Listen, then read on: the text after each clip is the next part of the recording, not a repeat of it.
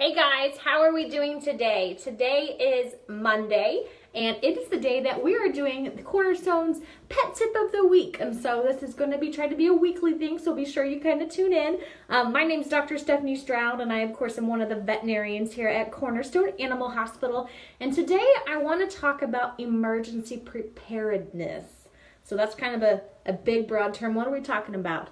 Well, I want to talk about the fact that it is spring going into summertime, and in this area particularly, we have some emergencies that can come up, like tornadoes, like severe thunderstorms. Sometimes there can be house fires, and I want to talk about how to make sure you are prepared for that for your fur babies, because of course you probably have your own emergency kit, but you may not have considered having an emergency kit for your actual fur babies or those furry members of the family. And so these are just some ideas for you to kind of get together to have a bag, just like you would your own emergency kit, with some supplies to be prepared for when emergencies like tornadoes or thunderstorms or anything else comes up. So first thing you want to make sure, should a tornado or something happen like it did back a few years ago, things you would want to consider keeping kind of in a separate bag would be several days worth of food.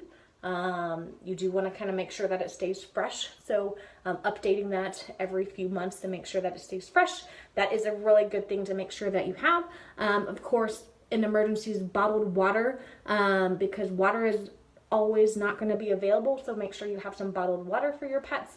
Other things to keep in mind is in an emergency, your pets are likely to be anxious. And so you want to make sure that you have an extra collar and an extra leash in there, and so that you can very quickly secure them to yourself so you can get going and get to safety, okay? Other things that you should keep if your pet is on any medications, so if they're on heart medications or kidney medications or asthma medications, any medications that your pet is on daily, it's a really good idea to stock away a few days of those medications in your pet emergency kit. Now, of course, medications can expire, they can go bad, so you do want to make sure to kind of rotate those out.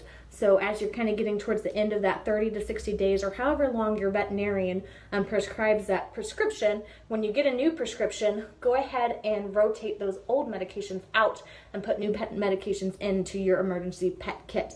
Okay, other things that you need, should, again, Lord willing, we won't, but should another tornado come through town, things you would want to keep in the emergency pet kit might be the medical records. Make a copy of your medical records or other important documents. So if your pet is registered, their rabies certificate, all those things that are really important documentation, make a copy and put in your emergency kit so you have that with you going forward.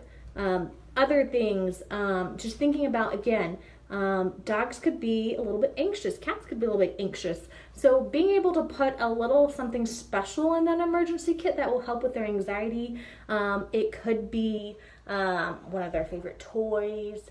It could be maybe some of their favorite treats, even a favorite blanket, even, you know, if they like to cuddle with you in bed and they know the smell of your pajamas and you're getting rid of your old pajamas, cut them into pieces and put them in your emergency kit, again, to make some of that smell that reminds them of home.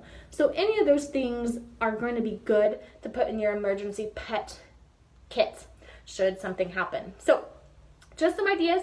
Again, what I would do is I would get a little duffel bag or just a little bag of any sort. You could even get a big Ziploc bag and just store away some of those things in that. Make sure you put it in a place that you know where it's at. So don't be like me, where sometimes you think, oh, this is a good place, I'll remember it, and then you completely forget where that place is. So make sure it's a place you commonly go through. So if you're on the way out the door to get to safety, or if you have a I can't think of what it's called, a basement or a storm shelter that's outside, store your pet kit in there so that it's ready to go right then and there. You just need to remember, again, to kind of rotate some of that food out and rotate any of the medications out that they're getting. So, right, that is the tip of the week. Make sure to tune in next Monday, for next week's pet tip of the week. And if you have any suggestions, maybe you have your own emergency pet kit and you have suggestions of what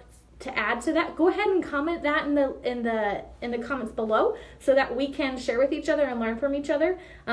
Did want to say hi to everyone on there. Appreciate you guys joining me, and we'll talk to you next week. All right, bye.